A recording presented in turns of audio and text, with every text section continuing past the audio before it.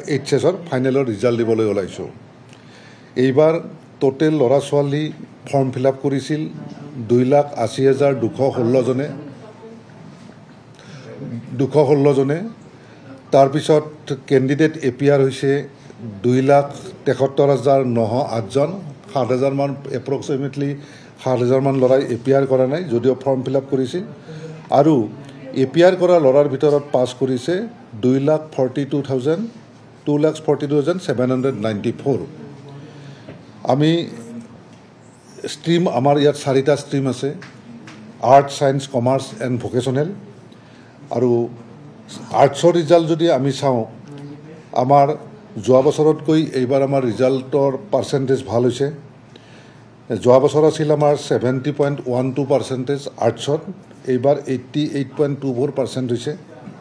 তেনেদৰে ছায়েন্সত যোৱাবাৰ আছিল আমাৰ 84.96%, এইবাৰ আছে 90.29%। কমাৰ্চত যোৱা বছৰ আছিল 79.57%, এইবাৰ হৈছে 88.28%। ভকেশ্যনেলত যোৱা বছৰ আছিল 85.61, এইবাৰো 85.78% আমাৰ ল'ৰা ছোৱালীয়ে কৃতকাৰ্য হৈছে। আমি ৰিজাল্টৰ উপৰিও আমি যদি ডিষ্ট্ৰিক্ট ৱাইজ আমি ৰিজাল্টটো চাওঁ, ডিষ্ট্ৰিক্ট ৱাইজ ৰিজাল্ট চালে এইবাৰ আৰ্টছৰ ক্ষেত্ৰত বাক্সা ডিষ্ট্ৰিক্টে আটাইতকৈ ভাল ফলাফল কৰিছে 97.44%। দ্বিতীয়ত নলবাৰী 97.03%, আৰু তৃতীয়ত শিৱসাগৰ 95.91%। তেনেকৈ ছায়েন্স ষ্ট্ৰীমৰ ক্ষেত্ৰত আমি যদি চাওঁ, তেতিয়া তামোলপুৰ ডিষ্ট্ৰিক্ট 97.98% শীৰ্ষত আছে। শিৱসাগৰ 97.60% দ্বিতীয়ত আছে, আৰু বাক্সা 95.86% থাৰ্ডত আছে। তেনেকৈ কমাৰ্চ ষ্ট্ৰীমৰ ক্ষেত্ৰত আমি চালে গম পাম যে শিৱসাগৰ ডিষ্ট্ৰিক্ট 97.42% প্ৰথম হৈ আছে। তেনেকৈ বজালী 96.91% ছেকেণ্ড হৈ আছে, আৰু বাক্সা আৰু চৰাইদেউ ডিষ্ট্ৰিক্ট 95.88% তৃতীয়ত আছে।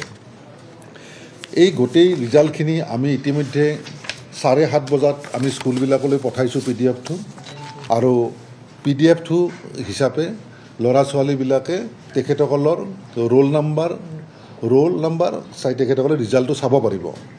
কিন্তু এইবাৰ আগতে যেনেকৈ আমাৰ যিকোনো ল'ৰা ছোৱালীৰ ৰোল আৰু নাম্বাৰ দি যিকোনো মাৰ্কশ্বিট ডাউনলোড কৰিব পাৰে, এইবাৰ সেই ব্যৱস্থাটো আমি বন্ধ কৰি দিছোঁ।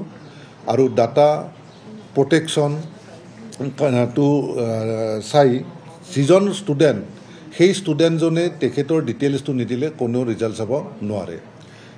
আৰু আমাৰ এই ৰিজাল্টটো চাবলৈ আমাৰ 8টা ৱেবছাইট আছে আৰু এটা এণ্ড্ৰইড এপ আছে।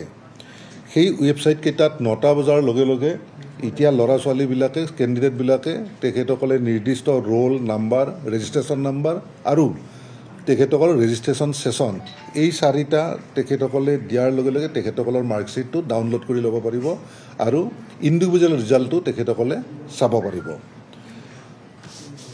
ইতিমধ্যে আমি লাইভ কৰি 9টা বজাত দিবলৈ কৈ দিছোঁ, আৰু ল'ৰা ছোৱালীবিলাকে চোৱা আৰম্ভ কৰিব। আৰু আমি অলপ পিছত গম পাম আমি ৱেবছাইট কিমান ল'ৰা ছোৱালীয়ে তেখেতসকলৰ ৰিজাল্ট চালে। এইখিনিয়ে থুলমূলকৈ ক'ব লগা কথা। তাৰোপৰি এইবাৰ আমাৰ ৰিজাল্ট প্ৰচেচিঙত আমি এইবাৰ এটা আমি ব্যৱস্থা লৈছিলোঁ যে যিখিনি আমি ল'ৰা ছোৱালীৰ প্ৰেক্টিকেল মাৰ্ক, প্ৰজেক্ট মাৰ্ক আৰু জোনৰ পৰা থিয়ৰী মাৰ্কছ আগতে আমি OMR চিটত আমি কালেক্ট কৰিছিলোঁ, কিন্তু এইবাৰ আমি মানে ছিষ্টেমৰ দ্বাৰা অনলাইন কালেকশ্যন কৰিছোঁ। আৰু অনলাইন ছিষ্টেমটো এইবাৰ আমি প্ৰথম এডপ্ট কৰিছোঁ। Practical mark, project mark, even এটেণ্ডেঞ্চৰ পৰা আৰম্ভ কৰি গোটেইখিনি। আৰু সেইকাৰণে এইবাৰ ৰিজাল্ট প্ৰচেচিং কৰোঁতে আমাৰ বেছি সহজ হৈছে। আৰু এই প্ৰচেছটো আমি প্ৰথম কৰিছোঁ, দ্বিতীয়বাৰ যদি কৰা যায় বোধহয় আৰু আমি মানে কি হয় কম সময়ৰ ভিতৰত ৰিজাল্টটো দিব পাৰিম।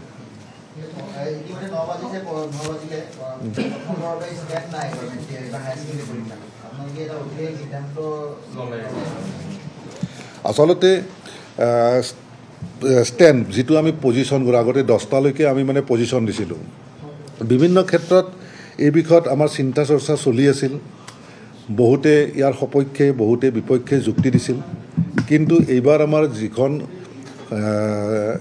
এক্সামিনেশ্যন কমিটি আছে, পৰীক্ষাৰ আমাৰ এখন কমিটি থাকে, কমিটিত এই বস্তুটো উত্থাপন কৰাত কমিটিয়ে ক'লে যে আমি মানে কি হয় পজিশ্যন এবাৰ মানে কি হয় দিব নালাগে, পজিশ্যনৰ সলনি আগে পিছে যেনেকৈ আমাৰ যিবিলাক ষ্টুডেণ্টে হায়েষ্ট মাৰ্ক স্ক'ৰ কৰিছে ছাবজেক্ট ৱাইজ সেই মাৰ্কখিনি আমাৰ বুকলেটতে পাই থাকিব, কোনজন ষ্টুডেণ্টে কি ছাবজেক্টত হায়েষ্ট মাৰ্ক পাইছে তাৰ ৰোল আৰু মানে নাম্বাৰ এই দুয়োটা আমি দি দিছোঁ, আৰু তাৰ পৰা তেখেতসকলে চাই ল'ব পাৰিব যে আৰু বা কেলকুলেশ্যনো কৰিব পাৰিব যে এজন ষ্টুডেণ্টে বোলে গোটেইকেইটাতে 100 পাইছে আৰু কোনোবা তেনেকুৱা আছে নেকি, তেখেতেতো নিজে চাই ল'ব পাৰিব।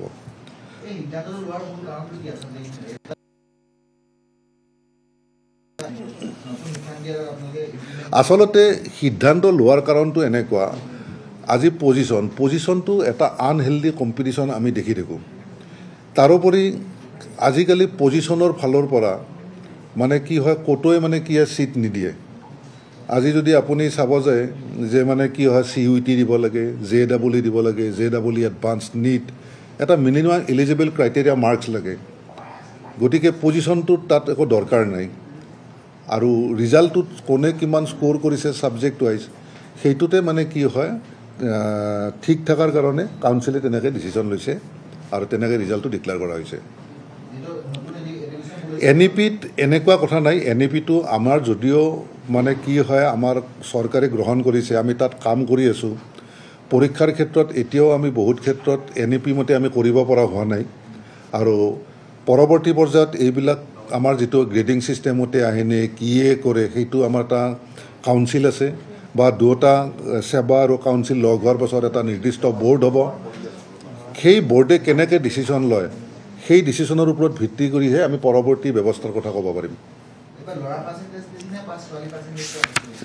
এতিয়া আমাৰ মেল ফিমেল হিচাপে আছে, কিন্তু মেল ফিমেল হিচাপে আমি যদি চাওঁ ছোৱালীৰ সংখ্যাই বেছি যেন লাগিছে, কিন্তু আমি পাৰ্চেণ্টেজ হিচাপে আমি মেইল পাৰ্চেণ্টেজ আৰু ফিমেল পাৰ্চেণ্টেজটো ছেপাৰেটলি আমি ওলোৱা নাই, কিন্তু গোটেই ডিটেইল ডাটাটো আছে। যেনে আৰ্টছত মেইল এপিয়াৰ হৈছিল 88,934, তাৰে ভিতৰত টোটেল পাছ কৰিছে 76,354, ফিমেল এপিয়াৰ হৈছিল 1,12,155, পাছ কৰিছে 1,01,080। সেই ডাটাটো আমাৰ আছে, লাগিলে আপোনালোকে লৈ ল'ব পাৰিব, কিন্তু পাৰ্চেণ্টেজটো মেইল ফিমেল পাৰ্চেণ্টেজ হিচাপে এইটো মানে উলিয়াই নাই। এইটো উলিয়াৰ কাৰণে বেছি সময় নালাগে, কিন্তু মানে কি হয় কেলকুলেশ্যনটো কৰিব লাগিব, পাৰ্চেণ্টেজটো মাৰিব লাগিব।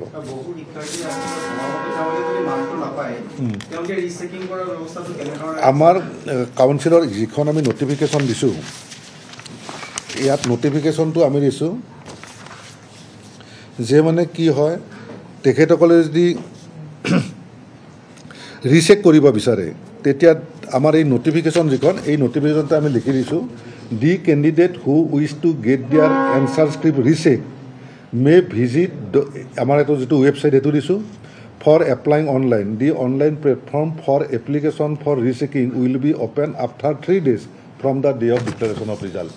3 দিনৰ পিছত আমি মানে তেখেতসকলেতো অনলাইন খুলি দিম, সেই অনলাইনত তেখেতসকলে নিয়ম অনুযায়ী এপ্লাই কৰিব। তাৰোপৰি যদি কোনোবাই যদি মানে কি হয় ফটোকপি বিচাৰে, সেই ফটোকপিখিনিও আফটাৰ 15 days মানে কি হয় আমি মানে কি কৰি দিম, খুলি দিম আমাৰ মানে ৱেবছাইটটো, তেতিয়া তেখেতসকলে ফটোকপিটো আমাৰ তাত বিচাৰিলে আমি মানে কি দিয়া হৈছে। এইবাৰ আমি এই ক্ষেত্ৰতো এতিয়ালৈকে আমি ডিচাইড কৰা নাই যদিও আমি ফটোকপিটোও যিমান পাৰি সিমান সোনকালে আমি দিয়াৰ ব্যৱস্থা কৰিম। সাধাৰণতে ফটোকপিটো আমাৰ এই গোটেইখিনি ধৰক মানে ইমান 2,80,000 কেণ্ডিডেটৰ ফটোকপি বিচাৰে 10,000 মান ল'ৰা ছোৱালী, এই গোটেইখিনি দামৰ পৰা বিচৰাটো এটাকৈ সেইটো এটা আমাৰ মানে কি হ'ল মেনুৱেল টাস্ক থাকে, সেইটো আমি মানে কি এতিয়ালৈকে আমি মানে ডিজিটেলি কৰিব পৰা হোৱা নাই, আৰু মেনুৱেলি কৰোঁতে এটা সময় লাগে, আৰু সেই সময়টো যিখিনি লাগে সেইখিনিয়ে। বহুত বিগত সময়ত দেখা গৈছিলে ছাত্ৰ ছাত্ৰীসকলে নিজৰ প্ৰভাৱতে তেওঁলোকে এই কাউন্সিলত নামভৰ্তি কৰিব নোৱাৰিলে, পিছত তেওঁলোকৰ পাৰ্চেণ্টেজ বহুত বেছিকৈ আহিছে। যোৱা বছৰ তেনেকুৱা 2-এটা কেছ মোৰো দৃষ্টিগোচৰ হৈছে, আৰু এইবাৰ মই ভাবোঁ তেনেকুৱা ৰিজাল্টৰ পাছত মাৰ্কছ লৈ তেনেকুৱা এটা পৰিৱেশ সৃষ্টি নহ'ব বুলি মই নকওঁ, কিন্তু মই আশা কৰোঁ। মাৰ্কশ্বিটৰ মাৰ্কশ্বিট আৰু 5 চাইটৰ হাৰ্ডৱেৰ 10-15 দিন পিছত দিয়া হ'ব ইতিমধ্যে 9 বাজি গৈছে আৰু ইতিমধ্যে ফলাফল তেওঁলোকে লাভ কৰিব পাৰিব এতিয়া তেখেতসকলে বোধহয় আমাৰ IT টিম কাম কৰি আছে ইমিডিয়েটলি মই এইখিনি সময়ত ইয়াতে থাকিলোঁ বোধহয় তেখেতসকলে লাইভ কৰি দিছে লিংকবিলাক লিংকত গ'লে অলপ মানে কেৱল কি হ'ব গোটেইবিলাকে একদম দিব নহয় অলপ মানে কনজেশ্যন হ'ব আৰু ট্ৰেফিক আপোনালোকে এই যি সিদ্ধান্ত গ্ৰহণ কৰিছে অকল এইবাৰ আগত দিনসমূহতো এই সিদ্ধান্ত লোৱা হ'ব তাৰমানে কাউন্সিলটো না ছেক্ৰেটাৰী বা চেয়াৰমেন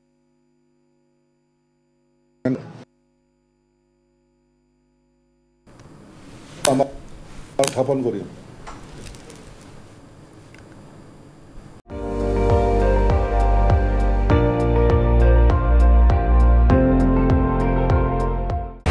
আপুনি চাই আছে ND24 সৰ্বশ্ৰেষ্ঠ নহয় সৰ্বোত্তমৰ দৌৰ